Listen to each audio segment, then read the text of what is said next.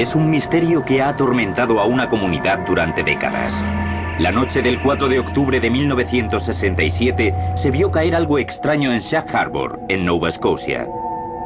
Los casos como el de Shag Harbor son muy poco convencionales, no se explican con facilidad. Había algo en el cielo que se encendió. Tenía las luces encendidas y se cayó. Hay docenas de testigos oculares, pero ninguna explicación. Mucha gente vio caer algo al agua y nadie ha sabido darle un nombre o explicar su causa. Los pescadores locales, los guardacostas y los buceadores de la Armada lo buscaron, pero fueron incapaces de encontrar pruebas de un accidente. No podíamos creernos que no hubiese nada, no había escombros, ni siquiera una lata. Fue algo que nunca había pasado antes. No sabían qué pensar. El pueblo quedó sumido en un estado de incertidumbre, y sin una explicación oficial de las autoridades canadienses, empezó a extenderse el rumor sobre una tapadera del gobierno. La misión se vio rodeada de un gran secretismo, porque no nos contaron nada. Creo que todo el mundo tenía la sensación de que nos estaban ocultando algo, pero no sabíamos qué. Pero 25 años después, una investigación saca a la luz documentos clasificados del gobierno y hace públicas unas sorprendentes revelaciones. Lo que me molesta es que nos están tratando como niños y se supone que no deberíamos saber esto. Es uno de esos casos que define qué es un ovni. En la siguiente hora, testigos oculares, investigadores de ovnis y documentos oficiales recientemente desclasificados arrojarán nueva luz sobre el caso de ovni más misterioso y completo de la historia de Canadá. UFO Files, el Roswell de Canadá.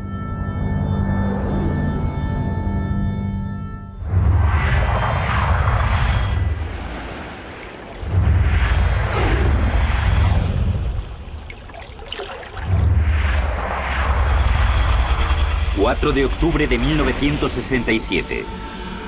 Algo extraño ocurre en el cielo de la provincia canadiense de Nova Scotia. Durante las nebulosas horas del crepúsculo, docenas de personas se ven confundidas por una serie de luces inexplicables en el cielo. Es una fecha que más tarde se conocerá como la Noche de los OVNIs. Era una noche clara, había estrellas. Era una noche fría, hacía un ligero viento. Una noche preciosa, estrellada. La noche del 4 de octubre del 67 se me ha quedado grabada por varias razones. Tal vez sobre todo por el dicho de que hay que verlo para creerlo. A las 10 de la noche, en el pueblo de Dartmouth, Chris Stiles, de 13 años, se prepara para irse a la cama y echa un último vistazo por la ventana de su dormitorio. Se queda alucinado por lo que ve. Vi una extraña luz naranja que se movía a lo largo de la costa y que no se parecía a nada que hubiera visto antes. Era difícil y costaba discernir algún detalle, así que enseguida cogí la chaqueta, corrí a la puerta de delante y bajé al muelle para verla mejor. Chris pasa corriendo por entre los almacenes y se encuentra cara a cara con la misteriosa aparición. Cuando llegué al muelle comprobé que lo que había visto era una esfera naranja de unos 20 metros de diámetro. Era del color de un atizador de fuego cuando lo dejas en la chimenea mucho tiempo. Flotaba a lo largo de la costa, a unos 3 metros sobre el agua, y no hacía ruido. Me entró miedo y entonces me marché corriendo. Mientras Chris huye de la zona, el objeto recorre la bahía, pero la impresión inicial le deja una huella indeleble. Con 12 años, supe lo que era el miedo por primera vez en mi vida. El encuentro de Chris Stiles con el ovni es solo el preludio de una oleada de avistamientos que se producen en Nova Scotia esa noche. Una hora después, el pequeño pueblo pesquero de Shag Harbor, en el extremo sur de la península, comienza a experimentar avistamientos similares. El pescador de 18 años, Lori Wickens, se dirige a casa con 3 amigos cuando algo raro en el cielo capta su atención. Atravesamos Shag Harbor, camino de Woods Harbor. Y nada más pasar la oficina de correos, miramos por la ventanilla y vimos una luz. Luego se encendieron 2, después 3 y luego 4. Parecía que volaban al mismo nivel y tenían un color naranja amarillento. Mientras conduce hacia el oeste por la carretera 3, Wickens intenta no perder de vista las luces. Pero los silenciosos objetos empiezan a descender en un ángulo de 45 grados y desaparecen tras los árboles del horizonte. Parecía que nos iban acompañando, pero cuando llegamos al pie de la colina las perdimos de vista. A unos pocos kilómetros de distancia, Norman Smith, de 18 años, se dirige a casa con un amigo a través de Bear Point Woods y observa algo similar en el cielo. Íbamos persiguiendo a unas chicas camino de casa y notamos que había unas luces en el cielo. La forma iluminada es lo bastante extraña como para hacerles echarse a un lado a mirarla. Paramos junto a la carretera y me bajé para mirar la luz. Estaba parada en medio del aire. Eran 5 luces y la más cercana al suelo parecía una luna llena. La segunda era más pequeña y la siguiente todavía más, y así progresivamente. No hacían ruido y no se oía nada. Smith observa las luces unos instantes y su curiosidad se transforma en preocupación. Estaba asustado porque no sabía lo que era. En mi vida había visto nada igual. En esa misma carretera, Lori Wickens y sus amigos siguen persiguiendo el extraño objeto. De repente, ven un resplandor brillante y escuchan un silbido como de una bomba al caer. Creen que puede haber caído en la bahía y se apresuran a acudir a ese lugar. En cuanto llegamos a lo alto de la colina vimos luz en el agua. Pensamos que podría ser un avión. Wickens aparca en un aparcamiento vacío junto a la costa para verlo mejor. La luz de la bahía parecía media esfera de color amarillento y vagaba por la ensenada. Lo primero que se me ocurrió fue llamar a la policía e informar de que habíamos visto un accidente de avión, porque eso creíamos que había sido. Wickens vuelve al coche y conduce hasta la cabina de teléfonos más cercana, desde donde llama al cuartel general regional de la Real Policía Montada de Canadá, el Cuerpo Nacional de Policía de aquel país, más conocido por sus siglas RCMP. El cabo de guardia responde la llamada a las 23:25 horas y escucha la voz nerviosa de Lori. La policía nos preguntó si habíamos estado bebiendo. Le dijimos que no y nos pidió el número de la cabina de teléfono. El agente de policía se muestra escéptico respecto a la llamada de Wicken, pero en cuanto cuelga comienzan a lloverle llamadas similares. Proceden de las localidades cercanas de Bear Point, Cape Sable Island y Maggie Gayrons Point. Con tantos testigos, al agente de la policía montada no le queda otra opción que tomárselo en serio. Nos habíamos metido en el coche para marcharnos cuando el policía nos devolvió la llamada y nos preguntó dónde estábamos para quedar con nosotros y ver la luz. Quedamos junto a la planta de musgo, que es donde estábamos. Mientras tanto, el testigo Norman Smith también se apresura a avisar a mucha gente del misterioso objeto que hay sobre la bahía. Fuimos hasta casa de mi padre. Corrí a contárselo y salió fuera. Nos quedamos mirando las luces en el cielo. Y cuando no habían pasado ni 2 minutos, vimos pasar un coche patrulla con las luces rojas encendidas. Smith sigue al coche patrulla hasta un aparcamiento en la costa donde se ha reunido una multitud de testigos. Cuando llegamos había 16 personas, incluida la policía. Era gente de la zona. Todos habían visto las luces bajar del cielo y aterrizar sobre el agua. Los civiles y la policía ven la débil luz naranja amarillenta flotar a unos 300 metros de la orilla. Estaba muy oscuro y no se veía más que la luz en el agua. Estuvimos mirándola como 10 minutos mientras subíamos a lo alto de la colina y entonces la luz se apagó y desapareció. Todos están convencidos de que han presenciado un accidente de avión. A las 23:38 horas, uno de los agentes de policía llama al Centro de Coordinación de Rescates de Halifax. Se trata de una rama del ejército canadiense encargada de organizar operaciones de búsqueda y rescate. También se contacta con el barco guardacostas de Clark's Harbour y se alerta a los fareros de la zona. Estaba de servicio, supervisando las habituales ayudas a la navegación. Y a medianoche me avisaron de que había caído algo en la bahía. Mientras tanto, los agentes de la policía montada improvisan su propia operación de rescate.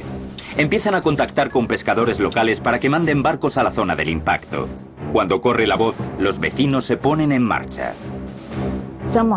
Alguien llamó a la puerta y mi marido se levantó a ver quién era.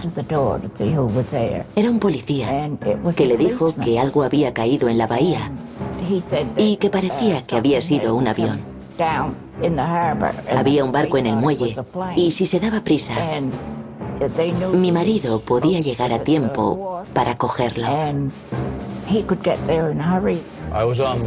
Volvía a casa después de hacer de canguro y me recogió un vecino que me dijo muy nervioso que tenía que acompañarle porque había que buscar a los posibles supervivientes de un accidente de avión o algo así. No sabíamos a dónde íbamos. Lo único que podíamos hacer era acudir allí lo antes posible. Fuimos al muelle a toda prisa, soltamos las amarras y salimos del puerto para acudir rápidamente a la zona. Es un poco antes de medianoche y 2 barcos cargados de voluntarios se dirigen a toda marcha a mar abierto. Empieza la búsqueda y los haces de luz de los focos se entrecruzan en las aguas negras de la ensenada. Nos pusimos a buscar escombros en el agua. Los rescatadores están nerviosos. Se preparan para ver una escena dantesca de cadáveres y chatarra flotantes. Pero lo que se encuentran es mucho más raro. Nos encontramos una espuma naranja en el agua. Espuma con burbujas.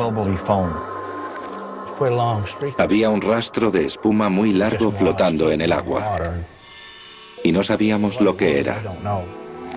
Los pescadores se dan cuenta de que la misteriosa espuma está relacionada con lo que quiera que haya caído al agua. Norman Smith intenta coger una muestra de la extraña sustancia. Rodeamos la espuma con el barco y luego volvimos. Cuando llegamos cogí una red pequeña y la metí en el agua para coger espuma. Pero cuando la saqué del agua no había nada. No se veía nada en la red. Llevo toda mi vida pescando y nunca había visto nada igual. He estado en ríos, lagos y en el mar y nunca he visto una espuma parecida en el agua. La extraña espuma pronto se disuelve en las oscuras aguas. Pero más desconcertante que la espuma es la ausencia de escombros en la zona. Si algo se ha estrellado en Shag Harbor, ha desaparecido por completo. Pensábamos que se había estrellado algo, fuese lo que fuese, y esperábamos encontrar restos, pero no había nada. Estuvimos toda la noche en la zona, buscando en círculos y buscando restos o lo que fuera en el agua, pero no encontramos nada. No había ni una lata. Los responsables del Centro de Coordinación de Rescates de Halifax comparten el desconcierto con los pescadores. El Centro de Coordinación de Rescates se pone al habla con el Centro de Control del Tráfico Aéreo en Moncton, Nueva Brunswick, y el Centro de Control NORAD, Mando de Defensa Aeroespacial Norteamericana de North Bay, en Ontario, para comprobar si ha desaparecido algún avión de pasajeros, de carga o militar. Pero no existen datos sobre ninguna aeronave desaparecida en la zona de Shag Harbor. No era un accidente de avión porque no faltaba ninguno. Estaban buscando algo no convencional. Empezaron a pensar que tal vez era un objeto desconocido del espacio. Los residentes están seguros de que algo cayó al agua de Shag Harbor. Pero nadie sabe qué.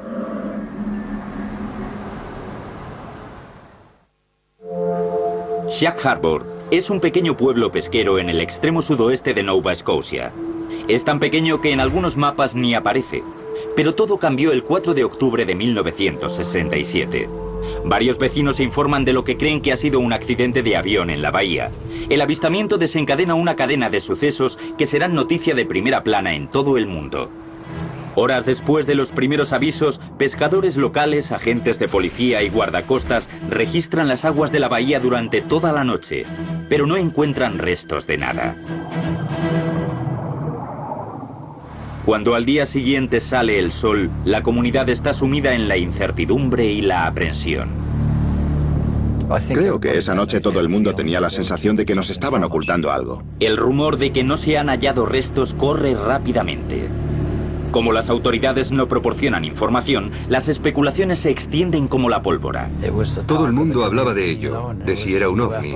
Todos nos preguntábamos qué podía ser.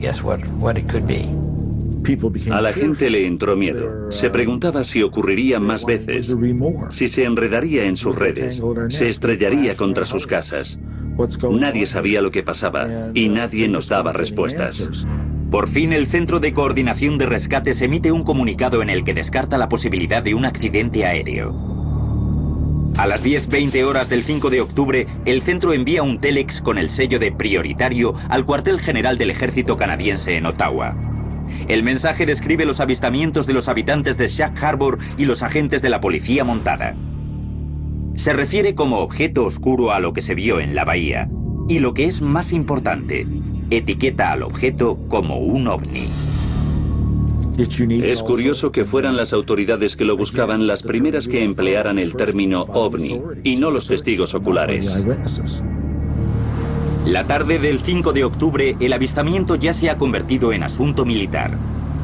Tras examinar el telex del Centro de Coordinación de Rescates, el jefe de escuadrón William Bain envía un mensaje urgente al mando de la Marina Canadiense de la Costa Atlántica en el que recomienda una búsqueda submarina inmediata de la zona. Si el misterioso objeto oscuro no dejó nada flotando en la superficie, tal vez los buceadores encuentren algo bajo el agua.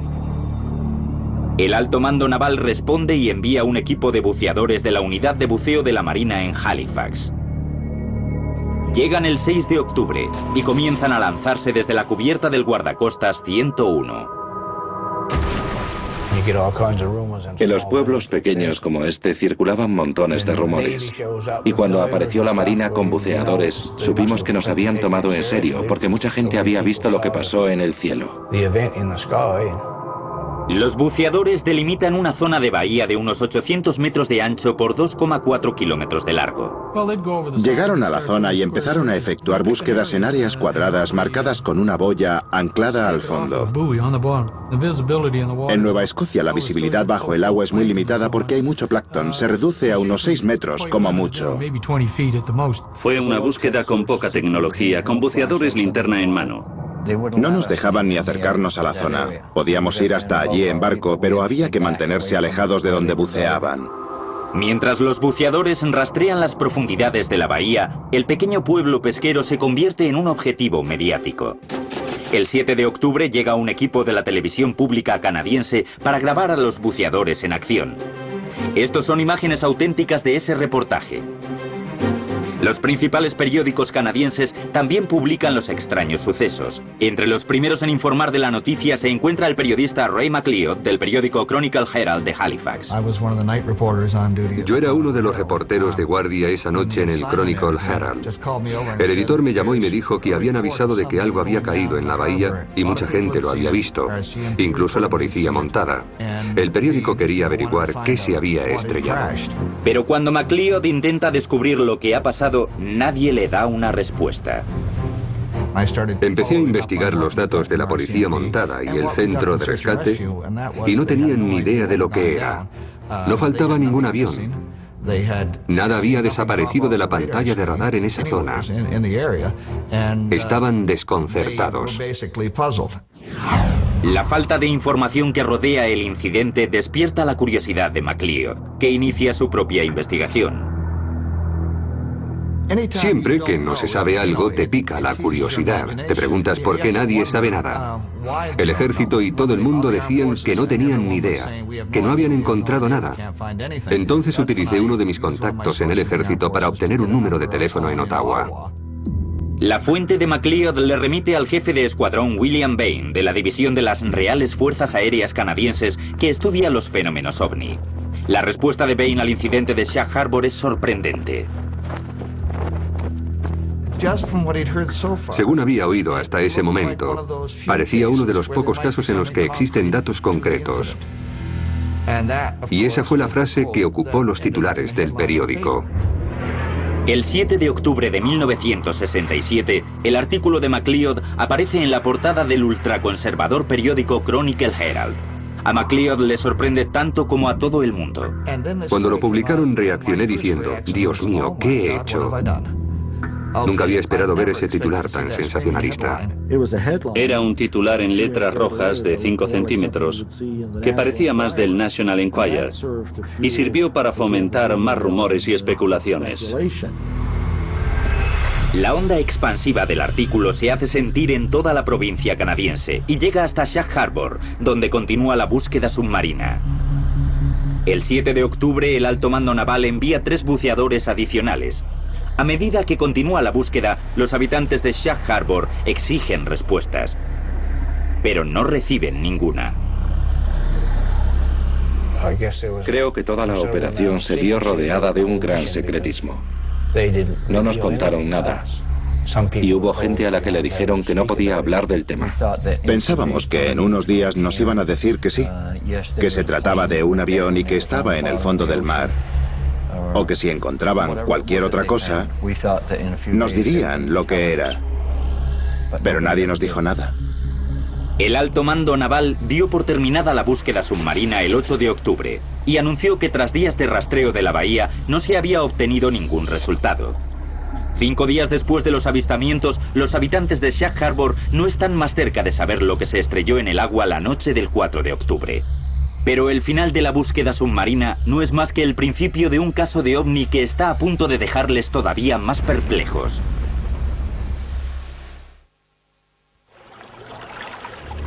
Octubre de 1967. Después de que docenas de testigos vieran caer algo en la bahía de Sag Harbor, en un extremo de Nova Scotia, los pescadores locales peinan las aguas en busca de pistas y los buceadores de la Marina rastrean bajo la superficie. Pero la Armada canadiense cancela abruptamente la búsqueda sin explicación alguna y deja a los habitantes del pueblo intrigados y preocupados. Muchos pensábamos que era una tapadera de algo. Porque dedicar tanto tiempo y esfuerzo y luego no decir nada es como aparecer un día y desaparecer al otro. Como nadie proporciona respuestas, los rumores se disparan. Circulaba el rumor de que habían encontrado algo. A veces parecía que estaban sacando cosas del fondo del mar. El que mandó a los buceadores a la zona tuvo que admitir que habían sacado algo que envolvieron debajo del agua. Lo envolvieron bajo el agua para mantenerlo en secreto. La especulación era creciente, pero la especulación siempre crece cuando no se dan explicaciones. Durante los años 60, los ovnis y otros fenómenos inexplicables a menudo se relacionan con la Guerra Fría. La carrera nuclear entre Estados Unidos y la Unión Soviética está en su punto álgido. Las dos superpotencias intentan sobrepasarse continuamente mediante la última tecnología militar. En el Atlántico Norte son comunes las maniobras secretas. Esa atmósfera sobrecargada genera una ansiedad que intensifica las preocupaciones sobre el incidente. Todo el mundo lo tenía en mente, porque fue unos años después de la crisis de los misiles cubanos y esto añadió leña al fuego. La gente empezó a inventarse teorías, que si era un aparato secreto estadounidense, un avión, un satélite que había caído al agua, o quizá un objeto ruso. El reportero nocturno Ray McLeod ayuda a difundir la noticia publicando un artículo en la primera página del periódico Chronicle Herald de Halifax. Pero cuando se dispone a continuar la historia, recibe una noticia sorprendente y descorazonadora. En mi máquina de escribir me encontré una nota para que fuese a ver al director. Me dijo que no continuase con la historia, que era mejor que se encargase un periodista diurno porque durante el día era más fácil hacer contactos y querían estudiar el tema exhaustivamente. Le dieron la historia a David Bentley y me la quitaron. McLeod afirma que Bentley se puso al habla con científicos y académicos para rebatir la teoría del ovni. Habló con personas que rechazaban esa teoría y le dijo a todo el mundo que no pasaba nada. Una de las principales fuentes de Bentley es uno de los mayores opositores a la teoría de los ovnis de Canadá, un astrónomo, el padre Bert Gaffney. El difunto padre Michael Berg Gaffney era un sacerdote jesuita, astrónomo y escéptico sobre los ovnis. Le interesaba muy poco lo que pudiera significar el fenómeno ovni y lo menospreciaba en sus declaraciones a la prensa. En una conferencia pública poco después del avistamiento de Shag Harbor, el padre Bert Gaffney intenta obviar cualquier preocupación sobre lo ocurrido esa noche, arguyendo que el 94% de los avistamientos de ovnis pueden explicarse mediante meteoritos, simples espejismos y otros fenómenos naturales. Ante las declaraciones de los escépticos en materia de ovnis, MacLeod se pregunta qué ha sido del jefe de escuadrón William Bain, su fuente del ejército canadiense, que le informó de que podía haber algo concreto en el incidente de Shag Harbor. Le pregunté a Bentley por qué no entrevistaba a Bain y me dijo que le habían dicho que ese hombre no existía, ni tampoco esa división de las fuerzas aéreas, y que olvidase esa vía de investigación. ¿Está cediendo el Chronicle Herald a la presión del ejército canadiense? MacLeod se da cuenta de que el enfoque de la historia que él planteó no volverá a publicarse nunca en un periódico.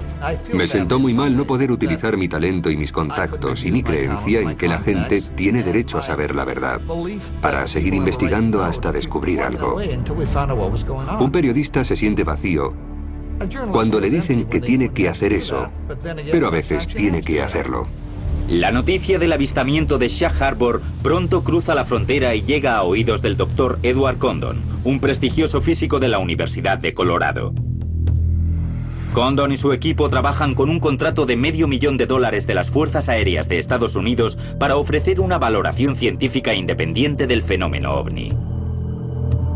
El informe Condon tenía como objetivo recoger una serie de casos prácticos tanto en Estados Unidos como en el ámbito internacional para decidir si las fuerzas aéreas de Estados Unidos debían seguir investigando el fenómeno ovni. Y el incidente de Shag Harbor les llamó la atención. Tenían fondos abundantes y un equipo de renombre. Pero según el testigo ocular Chris Stiles, ni Edward Condon ni su equipo dedicaron demasiado tiempo ni esfuerzo al caso de Shag Harbor. Le pasaron el caso a un ingeniero eléctrico llamado Norman Levine, que hizo unas cuantas llamadas al cuartel general de la policía montada en Ottawa y al alto mando naval, quienes le aseguraron que ya se había llevado a cabo una investigación exhaustiva y completa. Es una pena que no siguiera investigando esa vía, porque Dios sabe lo que habría encontrado. El incidente de Shag Harbor en Canadá es uno de los 59 casos de ovnis importantes que el equipo de Condon selecciona para incluir en su estudio. Entregan el informe final a las Fuerzas Aéreas el 31 de octubre de 1968, pero el caso número 34 solo ocupa unos párrafos en el tomo de 900 páginas. Defiende su falta de iniciativa respecto al caso de Shag Harbor, diciendo que el equipo no encontró justificado seguir investigando ese suceso. Y la conclusión sobre el caso canadiense encaja con la tónica general del estudio sobre ovnis de Condon. Nuestra conclusión general es que el estudio de los ovnis en los últimos 21 años no ha generado nada aplicable al conocimiento científico. Lo que pasa cuando se lleva a cabo un estudio científico serio para analizar el fenómeno ovni en casos específicos es que se aplican unos criterios demasiado rígidos y formales. Y con ese método, por mucho cuidado que se tenga a la hora de definirlos, los mejores casos suelen pasar inadvertidos. Creo que eso fue lo que pasó con el caso de Shag Harbor. Como nadie busca respuestas, el caso de Shag Harbor se convierte en otro misterio sin explicar. Olvidado. Enseguida dejó de ocupar la portada para pasar a la página de atrás, y un mes después ya costaba encontrar alguna noticia al respecto. La gente se iba a casa, se hacía un bocadillo, se iba a trabajar y la vida continuaba. Pero 25 años después se lanza una nueva investigación del incidente de Shag Harbor. Esta vez, unas asombrosas revelaciones demuestran que en este caso no se debería haber pasado página. En octubre de 1967, más de una docena de testigos vieron caer un ovni a la bahía de Shag Harbor, en Canadá. 25 años después, sigue habiendo preguntas sin responder. Allí es donde todo ocurrió. Sabemos que algo cayó del cielo y se hundió en el agua, pero no sabemos qué. Otro de los testigos de aquella noche no olvida lo que vio sobre la bahía. Chris Stiles vio el ovni desde su casa de Dartmouth, en Nova Scotia, y en 1992, cuando estaba viendo la tele una noche, todo cambió. Vi un episodio repetido de misterios sin resolver sobre Roswell, que me hizo recordar el caso de Shag Harbor. Y lo que resulta más intrigante de ese caso es que las autoridades no lo negaron, creyeron que era un ovni de verdad. Pero luego el incidente se olvidó. Stiles decide iniciar su propia investigación. Solicita documentos del Archivo Nacional de Canadá y el Ministerio de Defensa, amparándose en la ley de información de ese país. Los documentos llegan en pocas semanas en microfilms a la principal biblioteca de Halifax. Y comienza una tediosa búsqueda.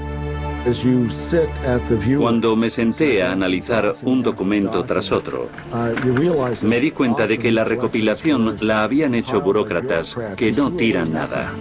El microfilm contiene miles de documentos de casos de ovnis en todo Canadá entre 1965 y 1981. Era como buscar una aguja extraterrestre en un pajar. Chris pasa semanas viendo microfilms hasta que encuentra algo. Estaba todo allí. Telex prioritarios del Centro de Coordinación de Rescate al Cuartel General del Ejército Canadiense, instrucciones del Alto Mando Naval a la Unidad de Buceo de la Flota Atlántica y declaraciones de docenas de testigos. Chris se da cuenta de que se trata del mayor incidente ovni en la historia de Canadá. Vi un documento que decía OVNI en mayúsculas subrayadas 3 veces y que tenía que ver con el caso de Shag Harbor. Enseguida me di cuenta de que era un documento importante que me guiaría hacia un larguísimo rastro de papel. ¿Se ha encontrado Chris Stiles con una tapadera del gobierno canadiense? Stiles decide que necesita ayuda y contacta con el investigador de ovnis Don Ledger para solicitar su colaboración en la investigación. A Chris Stiles le apasiona el caso de Shag Harbor. Llevaba entre año y medio investigándolo y recabando datos.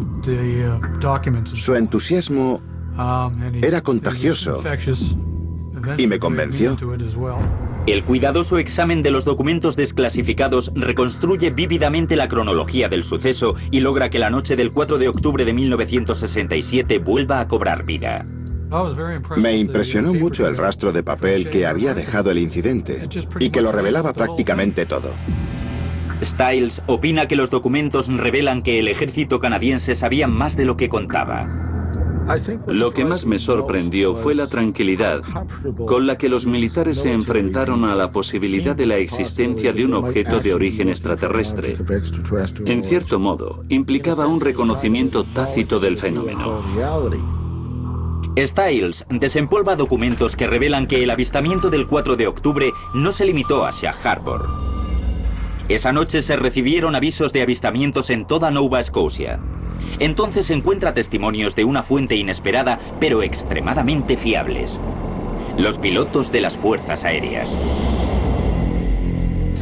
A las 19:15 del 4 de octubre de 1967, 2 pilotos del vuelo 305 de Air Canada vuelan a una altitud de unos 4.000 metros sobre el sudeste de Quebec. El capitán Pierre Charbonneau y el primer oficial Robert Ralph miran por la ventanilla izquierda de la cabina y ven algo asombroso. Lo que vieron aquella noche fue un gran objeto redondo y coloreado en el cielo, que les pareció una cometa con una cola. Estaba junto al ala izquierda, a una altitud algo superior. Los veteranos pilotos no saben qué es. Observan la extraña forma durante varios minutos hasta que presencian una serie de explosiones repentinas. Según su testimonio, cuando estaban a punto de decidirse a escapar, el ovni desapareció tras las nubes. Tras deliberarlo, los pilotos deciden presentar un informe oficial sobre el extraño incidente. No es común que los pilotos, sobre todo los civiles, informen de fenómenos ovni, porque sus superiores pueden amonestarles y sus colegas pueden ridiculizarles. Stiles continúa su investigación y obtiene más información de una fuente inesperada.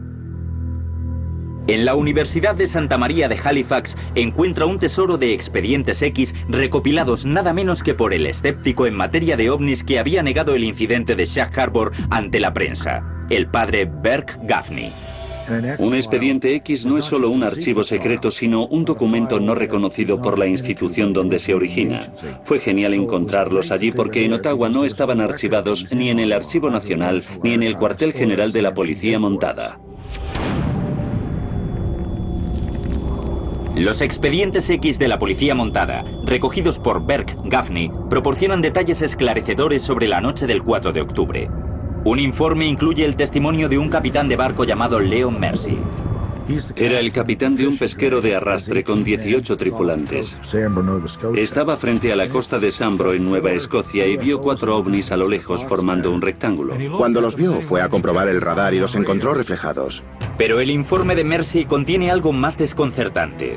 Una referencia a otra búsqueda submarina efectuada en Shelburne, a unos 50 kilómetros al nordeste de Shag Harbor. La declaración de su expediente X dice que tal vez fuera lo mismo que estaba buscando en Shelburne o Shag Harbor. Así que parece que se llevó a cabo una segunda búsqueda simultánea. ¿Viajó hasta allí el ovni desde Shag Harbor después de estrellarse? Casualmente, el pueblo de Shelburne acoge también una antigua base militar canadiense. ¿Estará relacionada con el secretismo que rodea el incidente de Shag Harbor? De hecho, durante los años 60, las instalaciones de Shelburne se denominaban oficialmente Instituto de Oceanografía, aunque su verdadera finalidad se pierde entre las intrigas de la Guerra Fría. En su día fue un sitio de escucha de alto secreto para rastrear movimientos de submarinos soviéticos en el Atlántico Norte para la Marina estadounidense. Los submarinos soviéticos podían llegar al Atlántico desde Rusia y allí había unos micrófonos que recogían los ruidos del motor y del casco de los submarinos que entraban. Los datos se introducían en un ordenador que los comparaba con los demás para comprobar si ese submarino después salía. ¿Utilizaron las autoridades canadienses la tecnología de rastreo de submarinos para buscar un ovni sumergido? ¿Registró la Marina en secreto las aguas de Shelburne mientras todas las miradas se centraban sobre Shag Harbor? Para continuar su investigación, Stiles trata de localizar a quien mejor lo puede saber: los buceadores que sondearon las profundidades de la bahía.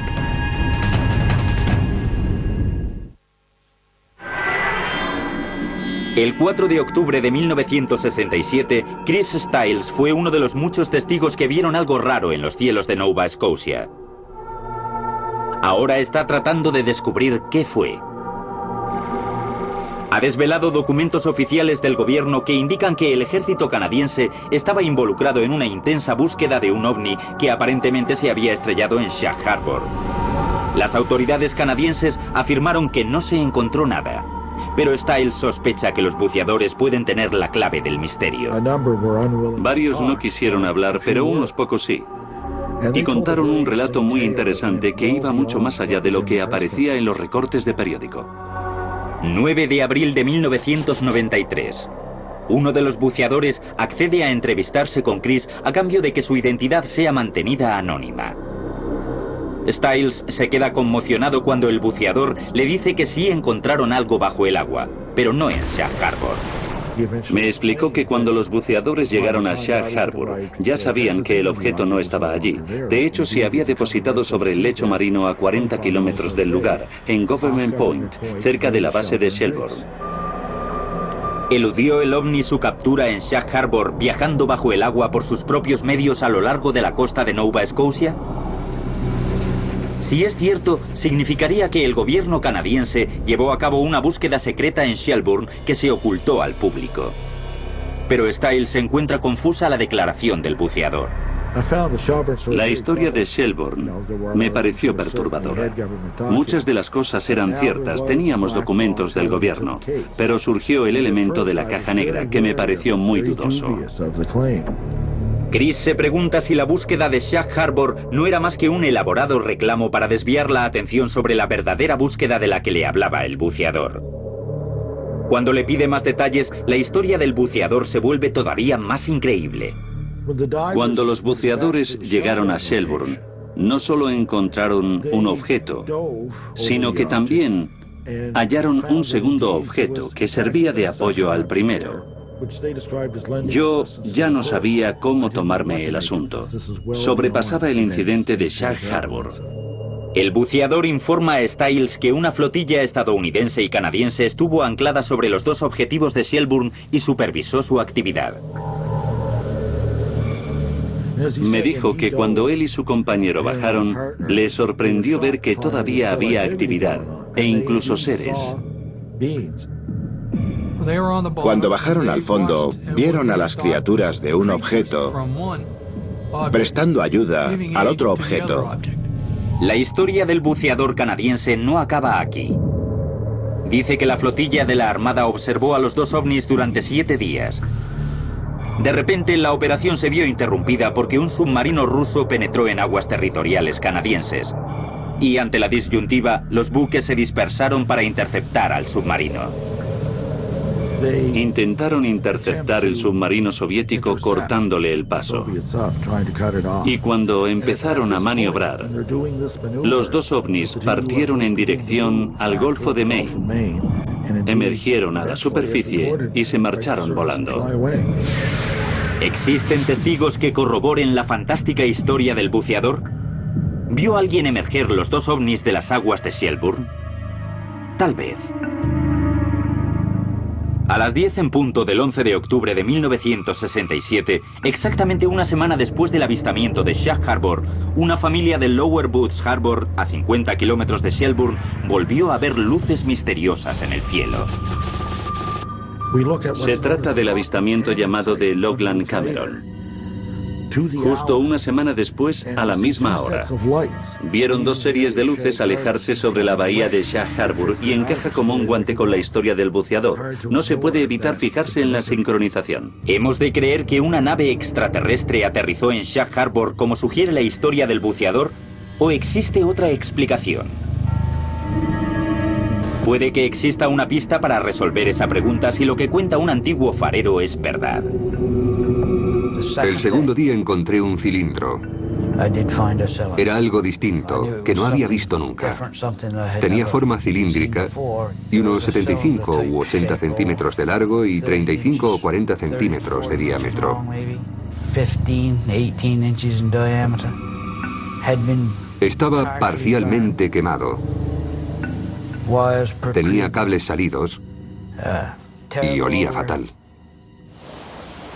Tras encontrar el cilindro en las rocas de la costa de la isla de Bon Portage, Banks se lo notificó al Ministerio de Transporte, que le dijo que lo empaquetase con cuidado y se lo entregase a un oficial de la Marina estadounidense de Prospect Point Wharf. Tenía que hacerles mucha falta, porque el oficial vino desde Virginia. O eso me dijo. ¿Qué había dentro del cilindro que fuese tan urgente y tan secreto? En esa época ya trabajaba para el gobierno federal y no me siento cómodo respondiendo a esa pregunta. Es un misterio pendiente que invita a la especulación. Para algunos, las pruebas apuntan a experimentos militares secretos realizados durante la Guerra Fría.